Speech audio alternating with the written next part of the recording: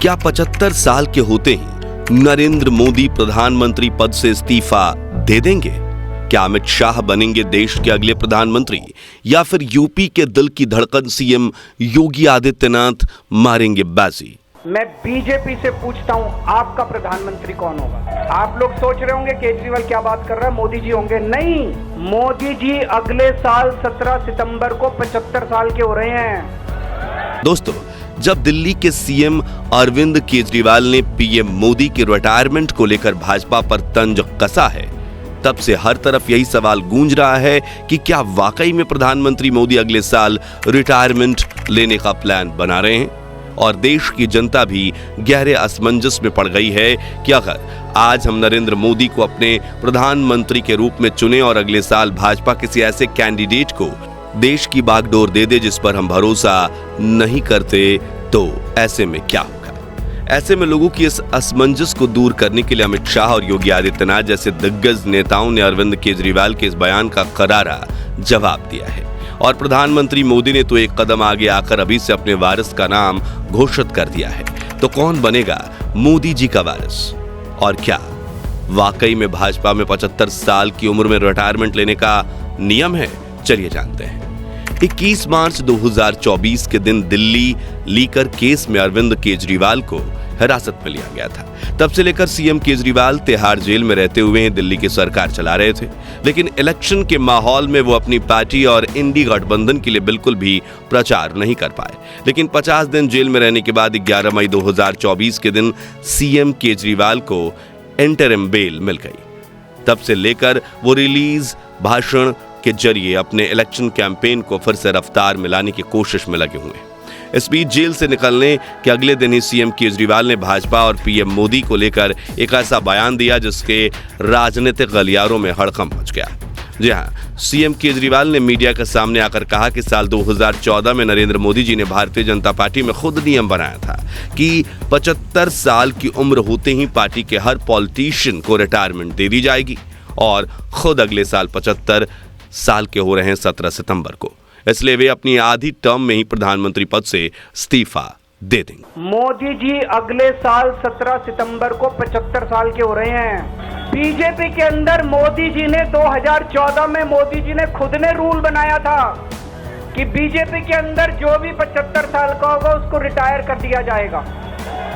आगे सीएम केजरीवाल ने कहा कि इसी नियम के तहत सबसे पहले लाल कृष्ण आडवाणी जी को रिटायर किया गया, जिसके बाद मुरली मनोहर जोशी जी ने अवकाश ग्रहण किया, फिर सुमित्रा महाजन जी को रिटायर किया गया और यशवंत सिन्हा को भी रिटायर किया गया, और अब नरेंद्र मोदी की बारी है। आगे उन्होंने कटाक्ष में भारतीय जनता पार्टी से सवाल किया कि आपका प्रधानमंत्री दावेदार कौन है? तो मैं बीजेपी से पूछना चाहता हूँ, आपका प्रधानमंत्री का दावेदार कौन है? दोस्तों, अगले साल 17 सितंबर तक अगर इनकी सरकार बनी तो उस पे भी आऊंगा मैं। यहाँ तक कि केजरीवाल जी ने ये तक कह दिया कि अगर भाजपा की सरकार बनती है तो अगले 2 महीनों में योगी आदित्यनाथ को भी निपटा देंगे और अगले साल अमित शाह को देश का प्रधानमंत्री बना देंगे। अगर इनकी सरकार बनी तो पहले अगले 2 महीने में योगी जी को निपटाएंगे ये, और उसके बाद मोदी जी के सबसे खास अमित शाह को ये प्रधानमंत्री बनाएंगे। तो मैं लोगों को, देश के लोगों को आगाह करना चाहता हूं, मोदी जी अपने लिए वोट नहीं मांग रहे। मोदी जी अमित शाह को प्रधानमंत्री बनाने के लिए वोट मांग रहे हैं। मैं पूछना चाहता हूं मोदी जी से और अमित शाह जी से, ये मोदी की गारंटी पूरी कौन करेगा? क्या अमित शाह मोदी की गारंटी पूरी करेंगे? वहीं अपने इस बयान में सीएम केजरीवाल ने भाजपा के सबसे सफल इलेक्शन कैंपेन मोदी की गारंटी पर भी सवाल उठाते हुए कहा कि अगर भाजपा को वोट दे रहे हो तो अमित शाह को वोट दे रहे हो, यही समझकर वोट कर। जब आप अगर जो वैसे तो मेरे को लगता है मैं भी आऊंगा उसके ऊपर, मुझे नहीं लगता इनकी सरकार बन रही है, लेकिन जो बीजेपी को वोट देने जाए वो ये सोच के जाना कि आप मोदी जी के नाम पे वोट नहीं दे रहे, आप अमित शाह के नाम पे वोट दे रहे। अरविंद केजरीवाल के इस बयान से सियासी घमासान छट गया। जहां इंडी गठबंधन के नेता केजरीवाल के इस बयान का समर्थन कर रहे हैं, वहीं भाजपा के नेताओं का कहना है कि ऐसी बयानबाजी सिर्फ जनता को गुमराह करने के लिए की जा रही है। बीजेपी का एक नेता नहीं छोड़ा, वसुंधरा राजे की जो राजनीति खत्म कर दी इन्होंने, खट्टर साहब की राजनीति खत्म कर दी, डॉक्टर रमन सिंह की राजनीति खत्म कर दी। अब अगला किसका नंबर? योगी आदित्यनाथ। योगी आदित्यनाथ की राजनीति खत्म करेंगे, उनको भी निपटा देंगे। इस बीच योगी आदित्यनाथ ने अरविंद केजरीवाल के इस बयान का ऐसा करारा जवाब दिया कि दिल्ली में पक्ष विपक्ष के बीच बयानबाजी वाली कोल्ड वॉर की ही शुरुआत हो गई। आप भी सुनिए। अरविंद केजरीवाल जी इस समय अभी जेल से छूटे हैं, तो जेल का साइड इफेक्ट उनको हो रहा है। साइड इफेक्ट इस रूप में उनको ये लगता है सत्ता ही उनके लिए सब कुछ हो गई है। उनको ये लगता है कि सत्ता अब उनकी गई तब गई, अब अपनी सत्ता के साथ मुझे जोड़ते हैं। संगति का असर तो पड़ता ही पड़ता है। कांग्रेस के भ्रष्टाचार में लिप्त हो गए तो स्वयं भी लिप्त होते होते जेल की शिक्षों के अंदर चले गए और जेल के साइड इफेक्ट को मुझ पे थोपने का प्रयास कर रहे हैं। मुझ पे मत थोपिए, लेकिन एक बात मैं जरूर बोलता हूं कि दिल्ली की जनता बड़ी सुकून से थी, आप फिर बाहर आ गए हैं। आपकी खांसी से दिल्ली की जनता भी खांसते हुए दिखाई दे रही है, हाँफते हुए दिखाई। मगर इन सभी बातों के बीच सवाल अब भी वही है कि क्या भाजपा पार्टी ने कोई ऐसा नियम बना रखा है कि 75 साल के बाद रिटायरमेंट लेना कंपल्सरी है, जिसे लेकर हाल ही में गृह मंत्री अमित शाह ने स्टेटमेंट दी है कि भारतीय जनता पार्टी के संविधान में ऐसा कोई नियम नहीं है कि 75 साल के बाद रिटायरमेंट ले ली जाए और नरेंद्र मोदी अपने 3rd टर्म को बिल्कुल पूरा करेंगे। और पूरे इंडिया अलायंस को कहना चाहता हूं, मोदी जी 75 साल के हो जाए, इससे आपको आनंदित होने की जरूरत नहीं है। ये भारतीय जनता पार्टी के संविधान में कहीं नहीं लिखा है। मोदी जी ही ये टर्म पूरी करेंगे और मोदी जी ही आगे देश का नेतृत्व करते रहेंगे। दोस्तों, आपको बता दें कि हालांकि ये कहना भी गलत नहीं होगा कि पिछले कुछ सालों में पार्टी के कई बड़े नेताओं को रिटायरमेंट ऑफर की गई है और कई बड़ी उम्र वाले नेताओं की जगह दूसरे कैंडिडेट्स को चुना गया है। जैसे कि हाल ही में राजस्थान के चुनाव में वसुंधरा राजे की जगह भजन लाल शर्मा को मुख्यमंत्री बनाया गया, लेकिन नरेंद्र मोदी अभी बिल्कुल फिट हैं और उन्होंने अगले 5 साल का रोड मैप भी बना रखा है। ऐसे में फिलहाल हमें उनकी रिटायरमेंट को लेकर चिंता करने की जरूरत नहीं है। अब यहाँ अगला बड़ा सवाल ये है कि भविष्य में जब प्रधानमंत्री मोदी रिटायर होंगे तो उनका वारिस कौन होगा। तो वेस्ट बंगाल के हुगली में हुई एक सभा में मोदी जी ने खुद इस रहस्य से पर्दा उठा दिया है। परिवार का जो मुखिया होता है वो परिवार के बच्चों के लिए छोड़ करके कुछ जाना चाहता है, वो अपने वारिस को कुछ दे करके जाना चाहता है। लेकिन मोदी के वारिस कौन है भाई? मोदी के वारिस कौन है? मुझे किसके लिए छोड़ना है? मेरे वारिस तो आप सब मेरे देशवासी हैं। जी हाँ, जहां कांग्रेस पार्टी में लंबे अरसों से गांधी परिवार के वारिस को ही पार्टी का वारिस भी चुना जाता है, जैसे कि शुरुआत में जवाहरलाल नेहरू की बेटी इंदिरा गांधी प्रधानमंत्री बनी। हालांकि इंदिरा गांधी को हम भी देश के सबसे बेहतरीन प्राइम मिनिस्टर्स में से एक मानते हैं, लेकिन यहाँ हम सिर्फ वारिस की बात कर रहे हैं। खैर, इंदिरा गांधी के बाद उनके बेटे राजीव गांधी प्रधानमंत्री बने और अब राजीव के बेटे राहुल गांधी कांग्रेस की तरफ से प्राइम मिनिस्टर कैंडिडेट बनकर उभर कर सामने आ रहे हैं। वहीं दूसरी तरफ पहले प्रधानमंत्री अटल बिहारी वाजपेयी ने कभी शादी नहीं की। अब नरेंद्र मोदी ने भी परिवार में उनका कोई वारिस नहीं है और उनके बाद प्रधानमंत्री बनने की रेस में जिनका नाम आगे है उन योगी आदित्यनाथ जी ने भी शादी नहीं की। ऐसे में भाजपा में पार्टी के किसी अन्य कैंडिडेट को ही गद्दी दी जाती है। ऐसे में अपने वारिस को लेकर पीएम मोदी ने देश की जनता से ये कहा, आप ही मेरा परिवार है, आप ही मेरे वारिस है, आपके अलावा इस दुनिया में मेरा कुछ भी नहीं है।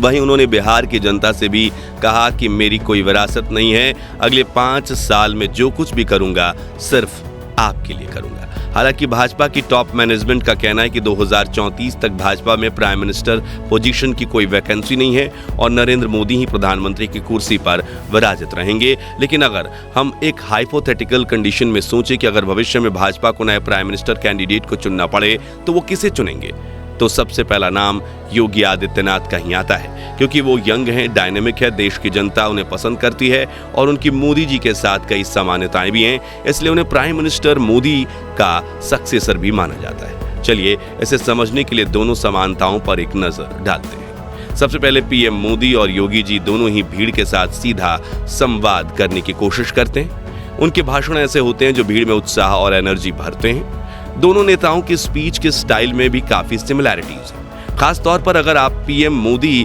की अब तक की स्पीच सुने जब वह गुजरात के सीएम हुआ करते थे, तो दोनों नेता बातों को घुमा फिरा कर कहने की बजाय सीधा सीधा बोलने के लिए जाने जाते हैं, जो यंग जनता को पसंद आता है। दोनों की स्पीच में अग्रेशन साफ देखा जा सकता है, जैसे कि यहाँ पाकिस्तान को लेकर दोनों के पावरफुल भाषण सुन सकते हैं। भारत ने पाकिस्तान की धमकी से डरने की नीति को छोड़ दिया। ये ठीक किया ना मैंने?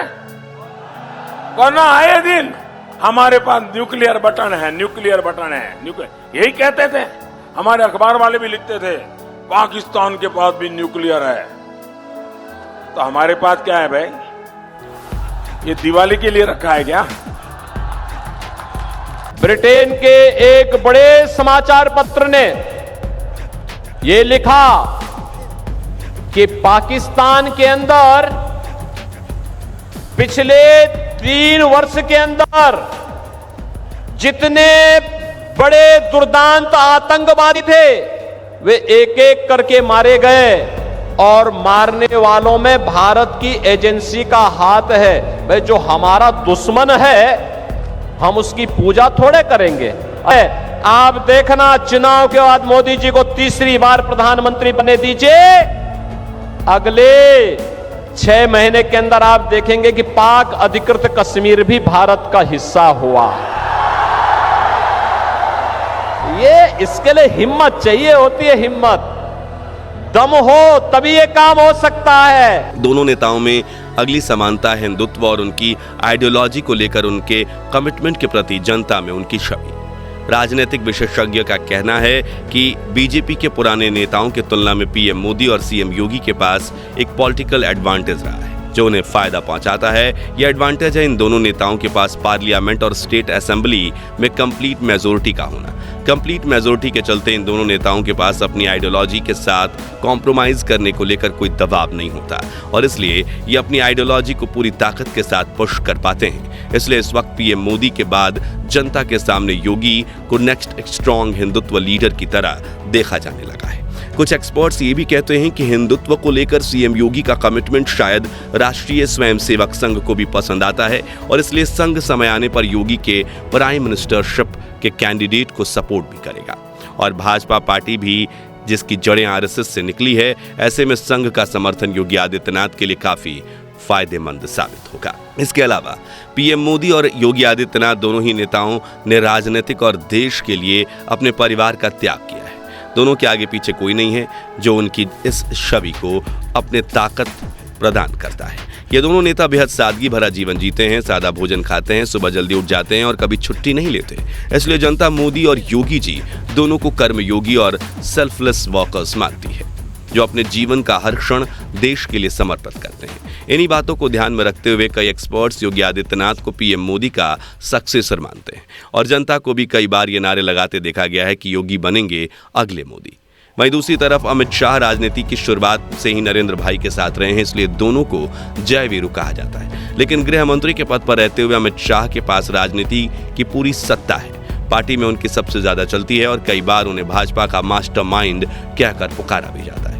उन्होंने पार्टी और देश के हित में कई फैसले लिए हैं, लेकिन अमित शाह हमेशा से पर्दे के पीछे रहकर काम करना पसंद करते हैं, और उन्हें लेकर जनता के थोड़े बहुत मिक्स ओपिनियंस भी हैं। इसलिए शायद अमित शाह ने कभी प्रधानमंत्री बनने के बारे में सोचा ही नहीं है। अब आप कहेंगे कि इन दोनों के अलावा कोई और नाम नहीं है क्या? तो फिलहाल इसका जवाब है ना, क्योंकि अगर आप जिन राज्यों में भाजपा की सरकार है वहां के मुख्यमंत्रियों को देखेंगे तो पता चलेगा कि वे सभी राजनीति में योगी आदित्यनाथ के सामने कमजोर दिखाई देते हैं। या यूं कहें कि योगी आदित्यनाथ इस वक्त भाजपा के सबसे ताकतवर और लोकप्रिय चीफ मिनिस्टर हैं, जो उत्तर प्रदेश की लोकसभा में भाजपा को काफी सपोर्ट कर रहे हैं। तो ये बात बिल्कुल गलत नहीं होगी। तो दोस्तों, प्रधानमंत्री नरेंद्र मोदी के रिटायरमेंट के बाद भारतीय जनता पार्टी के कौन से नेता को आप प्रधानमंत्री पद पर या उनके अगले हकदार के रूप में देखते हैं? कमेंट्स में बताइए। अगर आप मोदी जी को अब तक के सबसे बेहतरीन प्रधानमंत्री मानते हो तो वीडियो को लाइक और शेयर कर दीजिए, ताकि हम भी देखें कितने लोग मोदी जी के सच्चे फैंस हैं। और राजनीति से जुड़े ऐसे ही दिलचस्प वीडियोस के लिए चैनल को सब्सक्राइब करके पास वाली घंटी जरूर बजा दीजिए। धन्यवाद।